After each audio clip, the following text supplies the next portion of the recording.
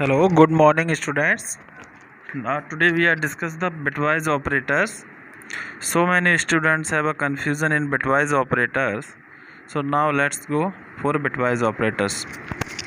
Bitwise operators जो होते हैं हमारे वो बाइनरी नंबर पर वर्क करते हैं, जैसा कि आप लोगों को मालूम है, ठीक है ना। बाइनरी नंबर क्या होते हैं, 0110 का फॉर्म होता है, ठीक है। जैसे मैंने एक एग्जांपल लिया है, बिटवाइज ऑपरेटर में फर्स्ट है एंड ऑपरेटर, ओके। तो एंड ऑपरेटर जो सिंगल एंड है ये वर्क करता है सिर्फ हमारा बाइनरी नंबर पर, ओके। तो एक वेरिएबल है ए की वैल्यू है 20 और बी की वैल्यू है 13, ओके। ए की वैल्यू, अब क्वेश्चन जो आएगा ना वो कैसे आएगा, A and B, C equals to, इस टाइप से आपको दे दिया जाएगा, सी इक्वस टू C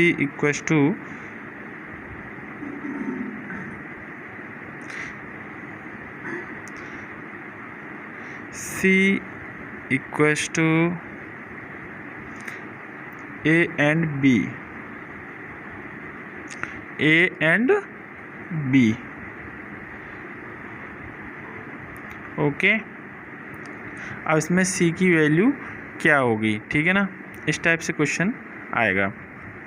तो अब इसमें एंड ऑपरेटर वर्क कैसे करता है, एंड ऑपरेटर वर्क हमारा करता है कि अगर दोनों ही बिट अगर 1 है तो रिजल्ट 1 होगा, अगर दोनों ही बिट हमारी क्या है 0 है तो रिजल्ट 0 होगा, अगर एक बिट 0 है एक 1 है तो रिजल्ट 0 होगा। फिर से रिपीट करता हूँ, अगर दोनों ही कंडीशन ट्रू हैं उसी कंडीशन में result and operator result true return करेगा और किसी में नहीं करेगा, अदरवाइज रिजल्ट फॉल्स होगा, ठीक है। अगर मैं इसकी बात करूं तो इसमें क्या है, फर्स्ट बिट हमारा 0 है और इसका फर्स्ट बिट 1 है, तो रिजल्ट फर्स्ट बिट हमारा क्या होगा 0 होगा, ओके। दोनों सेकंड बिट में हमारी में क्या है, ये 0 है ये भी 0 है, तब भी रिजल्ट हमारा क्या होगा 0 होगा। थर्ड दोनों 1 है तो 1 होगा, फोर्थ में एक 0 है एक 1 है तो 0 होगा, फिफ्थ में 1 और 0 तो 0 0 0 0, मीन्स हमारा जो ए एंड बी का जो रिजल्ट होगा वो ये होगा, ठीक है। अब इसका अगर हम डेसिमल रिटर्न करेंगे तो डेसिमल इसका जो कोड होता है 8421 है ना। अब इसमें बिट ज़्यादा है तो यहाँ पे 16 32 64 ऐसे इंक्रीज होता जाएगा, तो इसका क्या है 1 2 4, मीन्स रिजल्ट क्या रिटर्न होगा, इसका रिजल्ट रिटर्न होगा, अगर आप इसकी वैल्यू प्रिंट करवाओगे तो रिजल्ट हमारा आएगा 4, रिजल्ट 4 रिटर्न होगा, ठीक है ना। तो बिटवाइज एंड में क्या होता है कि अगर दोनों ही कंडीशन हमारी ट्रू हैं उसी कंडीशन में रिजल्ट ट्रू रिटर्न करेगा, अदरवाइज रिजल्ट फॉल्स होगा, ठीक है। नेक्स्ट है बिटवाइज और ऑपरेटर। बिटवाइज ऑपरेटर में क्या होता है कि बिटवाइज और में ये होता है कि अगर हमारी एक भी कंडीशन ट्रू है तो रिजल्ट हमारा ट्रू रिटर्न होगा, और अगर दोनों ही कंडीशन फॉल्स हैं मींस दोनों ही बिट 0 हैं उसी कंडीशन में रिजल्ट फॉल्स रिटर्न करेगा। जैसे ये वाला है तो इसमें क्या होगा, अगर मैं और की बात करूं, अगर मैं और ऑपरेटर की बात करूं यहाँ पे, तो और में क्या होगा, अगर ऐसे ये कुछ दिया हुआ है यहाँ पे एंड की जगह पे क्या आ जाएगा, और ऑपरेटर आ जाएगा।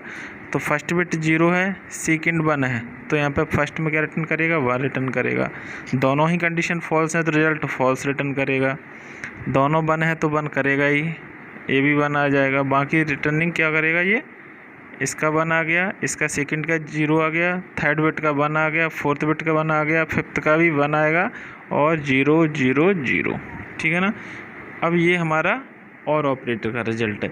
अगर इसको उसी कोड से कन्वर्ट करोगे डेसिमल में तो रिजल्ट क्या आएगा, सी की वैल्यू अगर आप प्रिंट करवाओगे ना तो ये 1 2 4 8 और ये 16, 0 वाले को हम ऐड नहीं करते, 1 वाले को ऐड करते, तो 16 + 8 + 4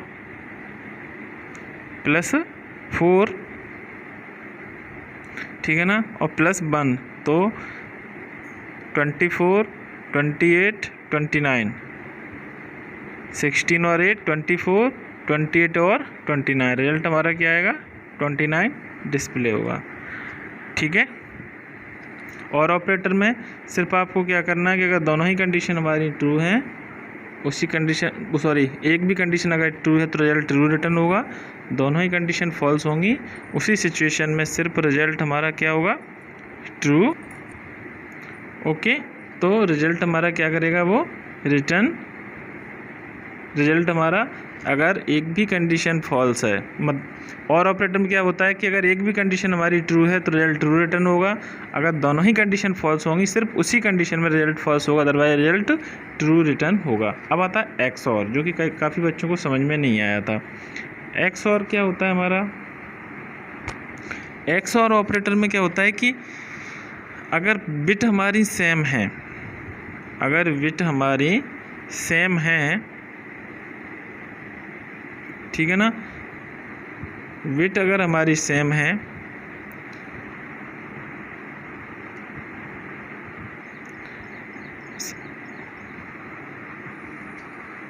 और एक्स और ऑपरेटर में क्या होता है कि अगर हमारी दोनों बिट अगर सेम होंगी तो रिजल्ट हमारा क्या होगा 0 रिटर्न होगा।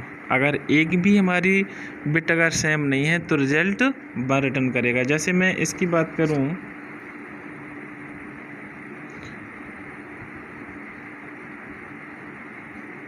अगर मैं इसकी बात करूं, ठीक है ना, तो जैसे इसमें एक्स और में क्या होगा,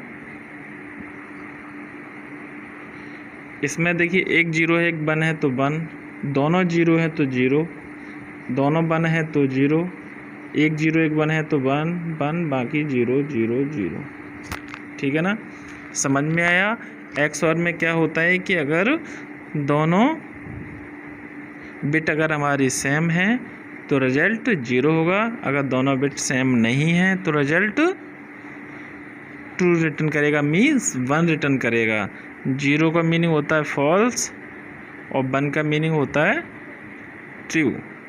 ठीक है ना, तो एक्स और में होता है कि अगर दोनों बिट सेम है तो 0, अगर दोनों बिट सेम नहीं है तो रिटर्न 1 करेगा। तो एक्स और को अगर इसको डेसिमल में प्रिंट करवाओगे, कन्वर्ट करोगे तो वो मीन्स समझने के लिए है। पाइथन पर अगर इसको प्रोग्राम एग्जीक्यूट करोगे तो वो तो ऑटोमेटिकली क्या करेगा, वो अपने आप रिजल्ट को डिस्प्ले कर देगा, समझने के लिए। ठीक है, अब आता है लेफ्ट शिफ्ट। लेफ्ट शिफ्ट में क्या होता है, जैसे क्वेश्चन आएगा ए लेफ्ट लेफ्ट 2, मीन्स यहाँ पे जो दिया है 2 दिया है 3 दिया है 4 दिया है, जो भी दिया है वो क्या हो जाएगा, उतनी बिट लेफ्ट साइड शिफ्ट हो जाएंगे। जैसे हमारा जैसे ये नंबर दिया हुआ है, क्वेश्चन आया कि ए लेफ्ट लेफ्ट 2। ओके, अब इसमें क्या होगा, जैसे ये हमारा नंबर दिया है तो इसकी जो लेफ्ट बिट है ना, ये 2 बिट, सबसे सिंपल लॉजिक बता रहा हूँ, इन 2 को हटा के नंबर लिख दो, क्या आएगा 0 1 0 1 0 0। हमारा डेटा कितने बिट में था, 8 बिट में, ये कितना बचा है 6 बिट, तो राइट साइड में 2 0 ऐड कर दो। राइट साइड में 2 0 को हम क्या कर देंगे, जो डेटा हमारा बचा हुआ है वो क्या बचा है 0 1 0 1 और 0 0, डेटा 6 बिट में रह गया है, तो हम क्या करेंगे राइट साइड में 2 0 को ऐड कर देंगे। राइट साइड में 2 0 क्या हो जाएंगे हमारे, ऐड हो जाएंगे। लेफ्ट शिफ्ट में, लेफ्ट शिफ्ट से मतलब जितने बिट दिया है शिफ्टिंग के वो 2 बिट हटा के, उतने बिट हटा के राइट साइड में हम क्या कर देंगे 2 0 ऐड कर देंगे। अगर यहाँ पे 0 0 लिखे, यहाँ पे 1 1 भी होते तब भी 2 1 1 हटा के बाकी का रिमेनिंग नंबर लिख देते और राइट साइड में उतने 0 ऐड कर देते। सेम ऐसे ही है राइट शिफ्ट में। राइट शिफ्ट में क्या करते हैं, राइट साइड से 2 हटा देते हैं और नंबर लिख देते हैं, लेफ्ट साइड में उतने नंबर ऐड कर देते हैं। जैसे मैं इसी की बात करूं, जैसे ये नंबर दिया हुआ, जैसे 13 का अगर हमें करना है, ठीक है ना, 13 का अगर हमें करना है तो 13 में जो नंबर दिया हुआ है वो कितना नंबर है 0 0 0 0 1 1 0 0 0 1, है ना।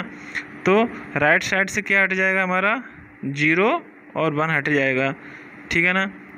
नंबर हमारा क्या रह जाएगा, नंबर हमारा रह जाएगा 4 टाइम्स 0 और 1 1, ठीक है ना। ये 0 1 हट गया तो लेफ़्ट साइड में हम क्या करेंगे, 2 0 को ऐड कर देंगे।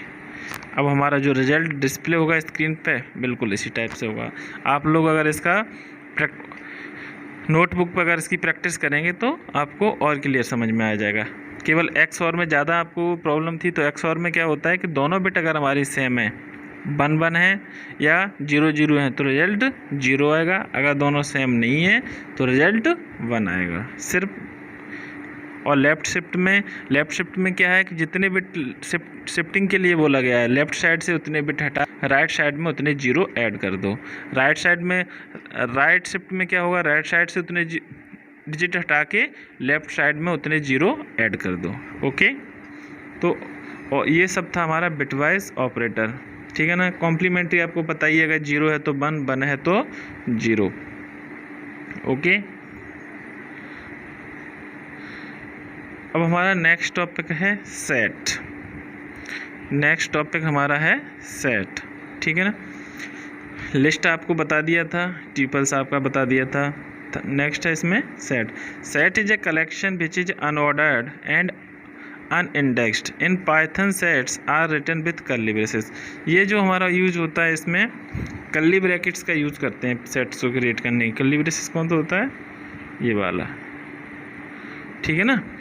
जब हम सेट्स क्रिएट करते हैं अगर कहीं पे ऐसा लिखा हुआ है तो वो बाय डिफ़ॉल्ट हमको समझ लेना चाहिए कि ये सेट है। इसको कर्ली ब्रैकेट्स बोलते हैं, ठीक है। नेक्स्ट इसमें क्रिएट अ सेट। सेट्स को हम कैसे क्रिएट करते हैं, तो ये क्या हो गया हमारा, दिस सेट मीन्स ये वेरिएबल का नेम हो गया, ये कर्ली ब्रैकेट्स हो गए और इसके ये 3 ऑब्जेक्ट्स हो गए। ये क्या हो गए, ऑब्जेक्ट। ओके, आपका सेट क्रिएट हो गया। सेट्स के साथ क्या है, सेट्स आर अनऑर्डर्ड। सेट्स में कोई इंडेक्स नहीं होता, सेट्स में कोई इंडेक्स नहीं होता। So you can not be sure in which order the item will appear. और ये कोई फिक्स नहीं है कि किस ऑर्डर पे कौन सा, जब इसका ऑर्डर ही नहीं है मीन्स इंडेक्स नहीं है तो ऑर्डर हम फिक्स नहीं कर सकते। तो ये किसी भी ऑर्डर पे कहीं पे भी कोई भी ऑब्जेक्ट ऐड हो सकता है, ठीक है।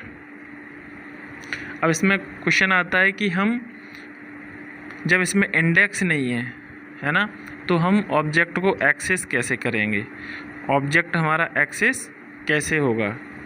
तो उसके लिए हम यूज करते हैं लूप का, उसके लिए यूज करते हैं लूप का। एक्सेस आइटम में you can not access items in a set by referring to an index और की। ना तो इसमें कोई इंडेक्स होता है ना कोई की होती है, ठीक है। तो हम इसको लूप के थ्रू एक्सेस करते हैं। लूप हमारे क्या होते हैं, वैसे लूप 2 टाइप्स के होते हैं, 3 टाइप्स के होते हैं generally, while loop, do while loop और फोर लूप। लूप वाला टॉपिक जब हमारा ये एरेस ख़त्म हो जाएंगे उसके बाद लूप को हम डिटेल में पढ़ेंगे। लूप का यूज ये रहता है कि किसी स्टेटमेंट को अगर आपको बार बार रिपीट करना है, रिपीटेटिव स्टेटमेंट को बार बार एग्जीक्यूट करना है उस स्टेटमेंट को, तो हम लूप में वर्क करते हैं। मीन्स हम चाहते हैं कि एक फिक्स कंडीशन के थ्रू वो स्टेटमेंट हमारा क्या होता रहे, एग्जीक्यूट होता रहे। जैसे कंडीशन हमारी फॉल्स हो उसके बाद रिजल्ट हमारा क्या हो जाए, वो लूप से एग्जिट हो जाए, मीन्स वो स्टेटमेंट से कंट्रोल बाहर आ जाए, ठीक है। जैसे ये एग्जांपल है, ठीक है ना। तो ये एक एक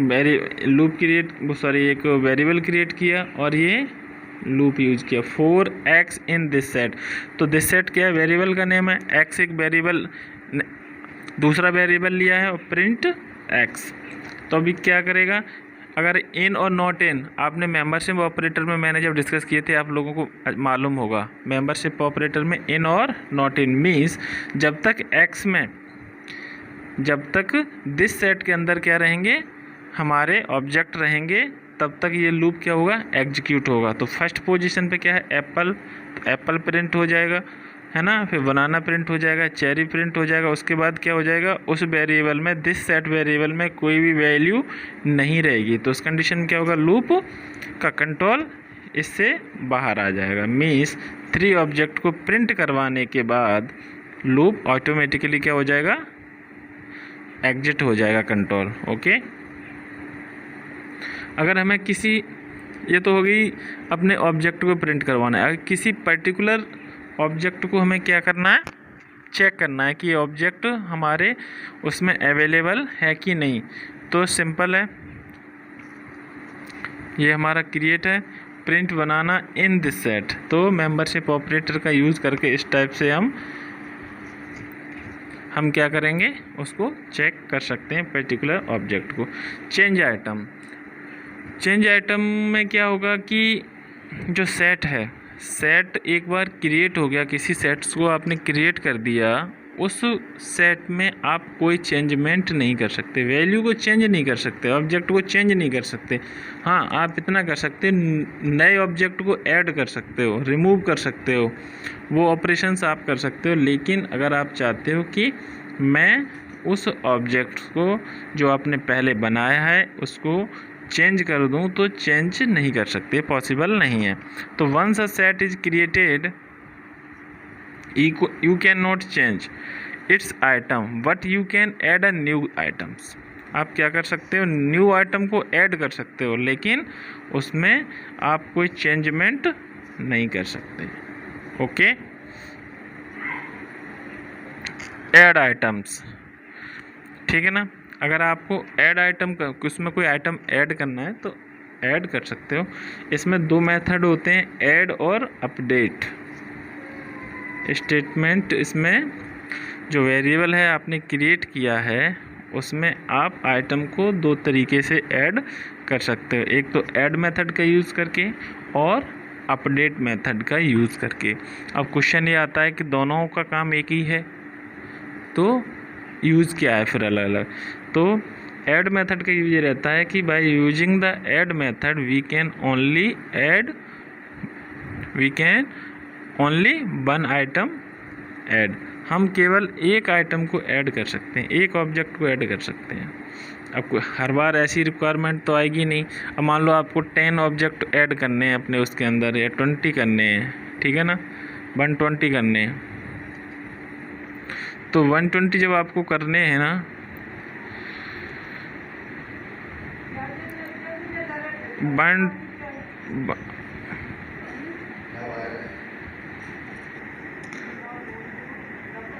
ओके, तो ऐड मेथड से हम क्या करते हैं, वन आइटम को केवल ऐड कर सकते हैं, ठीक है।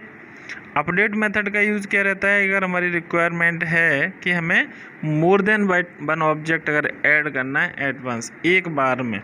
अब मान लो हमारे ऑब्जेक्ट 120 हैं या 200 हैं या 500 हैं, तो 1 बाय 1 करोगे तो उसमें बहुत टाइम कंज्यूम हो जाएगा। तो उसके लिए अपडेट मेथड का यूज़ किया गया है। तो by using the update method, है ना, we can add more than one item. इसमें अपडेट मेथड से हम एक ऑब्जेक्ट को ऐड नहीं कर सकते, इसमें एक से ज़्यादा ऑब्जेक्ट इसको चाहिए ही चाहिए ऐड करने के लिए, ठीक है। तो हम ये इसका अपडेट मेथड का यूज़ है, दोनों में ये डिफरेंस है। ऐड में क्या होता है, सिर्फ एक ऑब्जेक्ट ऐड होगा, और अपडेट में आप एक साथ एक से ज़्यादा ऑब्जेक्ट को ऐड कर सकते हो, ठीक है। यूज इसका सिंपल है ना।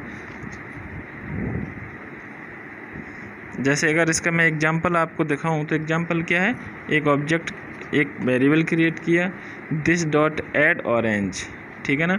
मीन्स ऐड मेथड को कैसे यूज करेंगे, अगर हमारा वेरिएबल का नेम ए डॉट ऐड, ठीक है, और उसके अंदर ब्रैकेट के अंदर डबल कोट के अंदर इसको बोलते हैं डबल कोट, और इसमें ऑब्जेक्ट का नेम डबल कोट क्लोज और ब्रैकेट क्लोज, ठीक है ना। ए वेरिएबल का नेम डॉट मेथड का name bracket open double quote के अंदर जिस ऑब्जेक्ट को आपको ऐड करना है उस ऑब्जेक्ट का नेम, डबल कोट बंद और उसके बाद ब्रैकेट क्लोज, ठीक है। और अगर आप इसको प्रिंट करवाओगे, मीन्स अगर इसका रिजल्ट देखना चाहते हो तो प्रिंट वेरिएबल का नेम यहाँ पे दोगे। अब आपका जो नेक्स्ट इसमें होगा ना, ये 3 थे, अब इसमें ऑब्जेक्ट 4 हो जाएंगे। कितने ऑब्जेक्ट हो जाएंगे, 4 हो जाएंगे, ठीक है। लेकिन इसमें सीक्वेंस कुछ भी पता नहीं है कि ये ऑरेंज किस सीक्वेंस पे हमारा ऐड होगा, ये कोई फिक्स नहीं है, क्योंकि इसमें कोई इंडेक्स नहीं होता। अब इसमें आता है नेक्स्ट मल्टीपल। अगर आपको एक से ज़्यादा ऑब्जेक्ट ऐड करना है तो हम किस मेथड का यूज़ करेंगे? अपडेट मेथड का यूज़ करेंगे। By using the update methods we can add more than one object. Okay, ठीक है ना। तो ये this dot update same process है, डॉट का यूज करते हैं इसमें। By using the dot we can access any method, और ब्रैकेट इसमें क्या करते हैं, ब्रैकेट ओपन करते हैं, स्क्वायर ब्रैकेट, उसके अंदर डबल कोट, और जो ऑब्जेक्ट का नेम देना है वो डबल कोट क्लोज, और separated by comma, separated by comma, ठीक है ना। और स्क्वायर ब्रैकेट को क्लोज करते हैं और स्मॉल ब्रैकेट को क्लोज करते हैं, ठीक है। इस टाइप से आप एक से ज़्यादा ऑब्जेक्ट को ऐड कर सकते हो। क्लियर? ओके, ठीक है ना। तो हम ऐड और अपडेट से अपने ऑब्जेक्ट को ऐड और अपडेट कर सकते हैं, ठीक है। Length, by using the length to determine how many items a set has, use the len method. Len method से हम क्या कर सकते हैं कि जो हमारा सेट है, जैसे कि आपने लिस्ट में भी और ट्यूपल में भी आपको मैंने बताया था, ठीक है, उसमें हम क्या कर सकते हैं, अपने सेट की लेंथ फाइंड आउट कर सकते हैं कि इसमें how many objects are available. Okay, तो ये लेंथ फंक्शन का यूज़ है, ये रहा, ठीक है। अब जैसे इसमें 3 ऑब्जेक्ट है तो रिजल्ट हमारा क्या प्रिंट होगा? 3 होगा। हमें काउंट करने की ज़रूरत नहीं। कई बार क्या होता है, बहुत सारे ऑब्जेक्ट होते हैं, तो आप काउंट करने से अच्छा है कि हम लेन फंक्शन का यूज़ करें और उसके ऑब्जेक्ट को फाइंड आउट कर, उसके ऑब्जेक्ट की वैल्यू को फाइंड आउट कर लें। ओके, नेक्स्ट टॉपिक है इसमें रिमूव आइटम। हम ऐड कर सकते हैं और रिमूव कर सकते हैं, लेकिन जो सेट आपने क्रिएट कर दिया है उसकी वैल्यू को आप चेंज नहीं कर सकते। क्लियर? तो by using the remove method, इसमें भी होते हैं, रिमूव मेथड होता है, डिस्कार्ड मेथड होता है और पॉप मेथड होता है। एक तो रिमूव होता है, डिस्कार्ड होता है, नेक्स्ट इसमें पॉप है। दोनों का ही वर्क ये है कि दोनों ही ऑब्जेक्ट को क्या करते हैं? रिमूव करते हैं, ठीक है ना। सिंपल है, इसका एक्सेसिंग भी सिंपल है, लिखा भी है, remove banana bye using the remove method. तो वेरिएबल का नेम डॉट मेथड का नेम और जिस ऑब्जेक्ट को आपको रिमूव करना है उस ऑब्जेक्ट का नेम, ठीक है ना।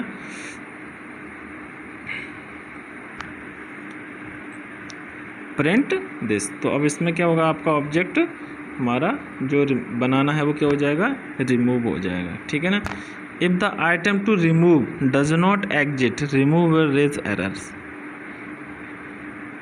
रिमूव मेथड में एक प्रॉब्लम है कि जिस ऑब्जेक्ट को आप रिमूव करना चाह रहे हो, अगर वो ऑब्जेक्ट हमारे वेरिएबल के अंदर, सेट के अंदर अगर अवेलेबल नहीं है, तो हमारा जो इंटरप्रेटर है वो एरर दे देगा। मीन्स हमारा प्रोग्राम एग्जीक्यूट नहीं होगा और एरर आ जाएगी, ठीक है ना। तो इसको ओवरकम करने के लिए, इसको प्रॉब्लम को दूर करने के लिए पाइथन ने एक नया मेथड बनाया है उसमें ही, वो है डिस्कार्ड मेथड, ठीक है ना। तो डिस्कार्ड मेथड में क्या होता है कि अगर वो ऑब्जेक्ट अवेलेबल भी नहीं है, जो ऑब्जेक्ट आप रिमूव करना चाह रहे हो, तब भी वो एरर नहीं देगा। क्लियर? ठीक है ना। अगर वो ऑब्जेक्ट अवेलेबल नहीं है तो वो एरर नहीं देगा। लिखा भी है, if the item to remove does not exist discard will not trace error, ठीक है ना। डिस्कार्ड हमारा क्या करेगा? एरर प्रोड्यूस नहीं करेगा, नो एरर, ठीक है ना। तो हमारा डिस्कार्ड मेथड में ये एडवांटेज है, ठीक है। नेक्स्ट है इसमें pop method. Next pop method. Pop method में क्या होता है कि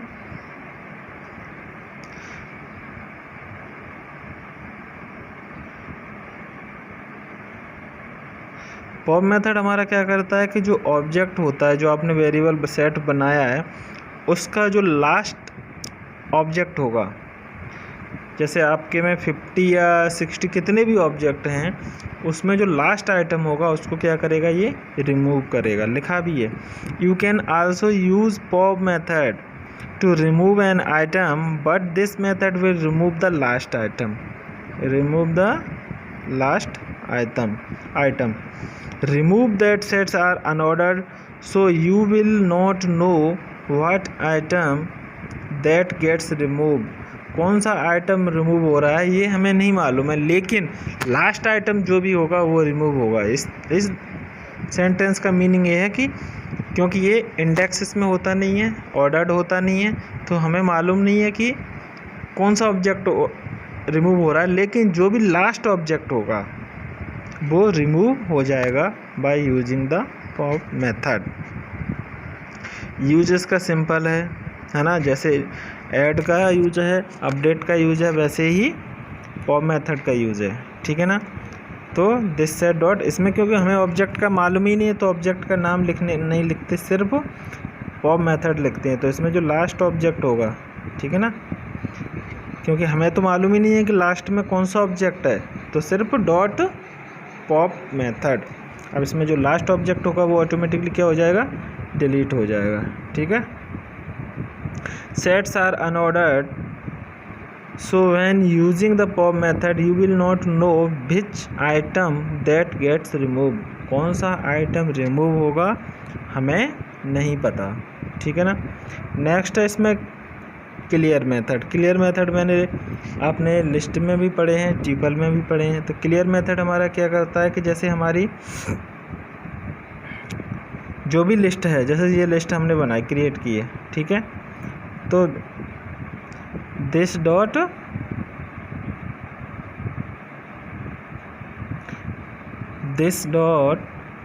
क्लियर मेथड। ओके। अब हमारा क्या होगा कि ये जो वेरिएबल है, जिस मान लो दिस सेट से आपने बनाया है, दिस सेट, ये जो वेरिएबल है, ये वेरिएबल तो मेमोरी में रहेगा, लेकिन इसके अंदर का डेटा हमारा क्या हो जाएगा, क्लियर हो जाएगा। ये डेटा हमारा हट जाएगा, पूरा डेटा हमारा इरेज हो जाएगा, ख़त्म हो जाएगा, लेकिन वेरिएबल अवेलेबल रहेगा। लेकिन हमारा जो सेट वेरिएबल है, दिस सेट जो वेरिएबल है, वो हमारा कैसा हो जाएगा, एम्प्टी हो जाएगा। ओके। नेक्स्ट है इसमें है हमारा डेल कीवर्ड। डेल कीवर्ड का यूज़ क्या होता है कि डेल कीवर्ड हम इसलिए यूज़ करते हैं कि by using the del keyword we can delete all the data और विथ वेरिएबल नेम। मीन्स जैसे मैं अगर डेल का यूज़ करूँगा, इसमें इस टाइप से इसका यूज़ होता है, डेल और स्पेस वेरिएबल का नेम। तो इससे अब आपका क्या होगा, डेटा भी चला जाएगा और वेरिएबल पूरा ख़त्म हो जाएगा। मीन्स दिस सेट नाम का कोई वेरिएबल अवेलेबल नहीं रहेगा मेमोरी में। अगर ऐसी हमारी रिक्वायरमेंट है कि हमें उसको परमानेंटली पूरा ही डिलीट करना है, तब हम डेल मेथड का यूज़ करेंगे। अगर हमारी रिक्वायरमेंट है कि सिर्फ हमें डेटा को डिलीट करना है, डेटा रिमूव करना है और ऑब्जेक्ट को उसको रखना है, हमें वेरिएबल को रखना है, उसमें नए आइटम ऐड करने, अपडेट करने हैं, तो हम क्लियर मेथड का यूज़ करेंगे। जैसे हमारी रिक्वायरमेंट आती है कि हमारा ओल्ड डेटा हमें हटाना है, तो हम क्या कर सकते हैं, उसको चेंज करने के लिए हम उसको क्लियर कर देंगे और उसकी जगह पे हम और न्यू ऑब्जेक्ट को अपडेट या ऐड करके उसमें इंक्लूड कर सकते हैं। तो ये था हमारा सेट में बहुत सारे और भी मेथड हैं, ठीक है ना, लेकिन जो हमारे जनरल यूज़ होते हैं, जो हमारे यूज़ में हैं, उनको हमने आपसे डिस्कस किया है। इसी का नेक्स्ट टॉपिक है डिक्शनरी। डिक्शनरी हमारा क्या होता है कि आपने अभी तक 4 पढ़े हैं, है ना, लिस्ट पढ़ी है, ट्यूपल पढ़ा है, सेट पढ़ लिया, अब डिक्शनरी का यूज होता है कि डिक्शनरी हमारी होती है, dictionary is a collection which is unordered, changeable and indexed. ये कैसी होती है, अनऑर्डर्ड होती है, ऑब्जेक्ट को हम चेंज कर सकते हैं और इसमें इंडेक्स होता है। ठीक है ना। In Python dictionary are return with the curly brackets, जो ब्रैकेट्स हम उसमें यूज करते थे वही ब्रैकेट्स हम इसमें यूज करते हैं, कर्ली ब्रैकेट्स। ओके, तो ये हमारा क्या है, डिक्शनरी है, ठीक है ना। अब हम डिक्शनरी को क्रिएट कैसे करते हैं, create and printer dictionary, curly brackets का यूज़ किया। ओके, ये इसकी क्या हो गई, की है, और ये इसकी वैल्यू है। मीन्स यहाँ पे आप नंबरिंग भी कर सकते हो, नंबर 1 कॉलन, जो भी आप उसमें ऑब्जेक्ट देना चाहो। मीन्स इसकी जो की है, की आप दोनों ही बना सकते हो। मीन्स आप उसकी नंबरिंग, न्यूमेरिक नंबर भी की दे सकते हो, और आप स्ट्रिंग भी की दे सकते हो। जो इसका इंडेक्स है, इंडेक्स जो की है इसकी, वो दोनों ही टाइप की हो सकती है, नंबर भी हो सकती है और स्ट्रिंग टाइप की भी हो सकती है, ठीक है। तो जो फर्स्ट जो लिखा हुआ है इसमें ब्रांड, ये इसकी क्या है, इंडेक्स है या की है, ठीक है ना। फोर्ड क्या है, ये इसका वैल्यू है, ठीक है ना।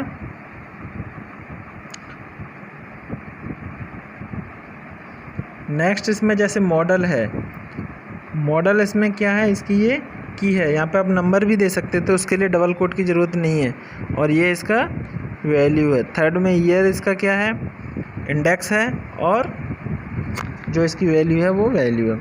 और यहाँ पे ये क्या हो गया, कर्ली ब्रैकेट्स क्लोज हो गया। मीन्स आपकी डिक्शनरी जो है ना, डिक्शनरी टाइप का वेरिएबल क्रिएट हो गया। अब ये यहाँ पे इसको प्रिंट कर दिया।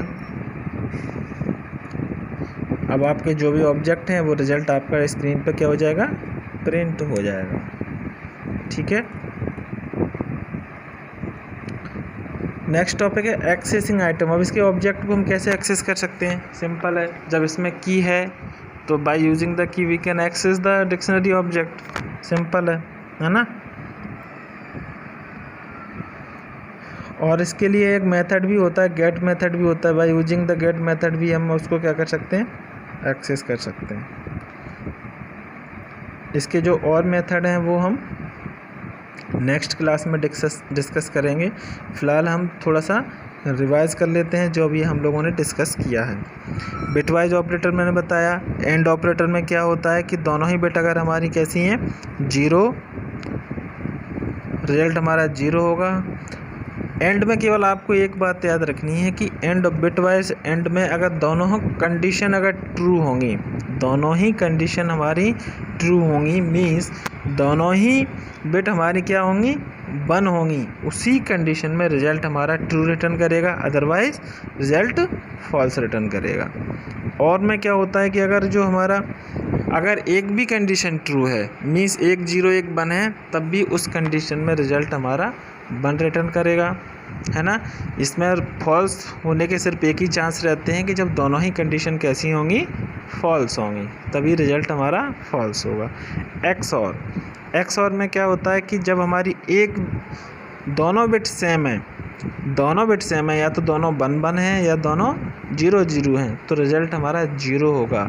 अगर 1 0 और 1 1 है तो रिज़ल्ट हमारा 1 रिटर्न करेगा, ठीक है ना। एक बिट हमारी 0 है और 1 1 है तो रिज़ल्ट 1 होगा। अगर दोनों 0 हैं, फर्स्ट भी 0 है, सेकंड भी 0 है, ठीक है ना। जैसे ये बिट एक्सऑर में अगर फर्स्ट बिट भी हमारी 0 है, इसकी भी फर्स्ट 1 है, तो रिज़ल्ट हमारा क्या होगा, 1 होगा। अब दोनों 0 हैं, इसकी भी ये 0 है, ये भी 0 है, तो रिज़ल्ट 0 होगा। थर्ड में क्या है, इसका भी 1 है और ये भी 1 है, तो रिज़ल्ट 0 होगा। ये एक्स और है, ओके। कॉम्प्लीमेंट में क्या है, कॉम्प्लीमेंट में जो रिज़ल्ट अगर हमारा ट्रू है तो फॉल्स, फॉल्स है तो ट्रू। लेफ्ट शिफ्ट में क्या होता है, लेफ्ट साइड से 2 डिजिट या 3 डिजिट जो क्वेश्चन में पूछा गया उतने डिजिट हटा के उतने 0 राइट साइड में ऐड कर दो। जैसे हमारा ये नंबर है, जैसे कोई नंबर लिखा हुआ है हमारा 0 0 0 1, है ना, तो शिफ्ट किया गया 2 बिट के लिए शिफ्ट बोला, तो ये 2 0 यहाँ से हटा के इस साइड ऐड कर दो, या यहाँ पे लिखा होता 1 1 1 1 इस टाइप से। 2 बिट के लिए बोला तो ये 2 हटा के इस साइड 0 0 कर दो। ये हमारा हो गया लेफ़्ट शिफ्ट।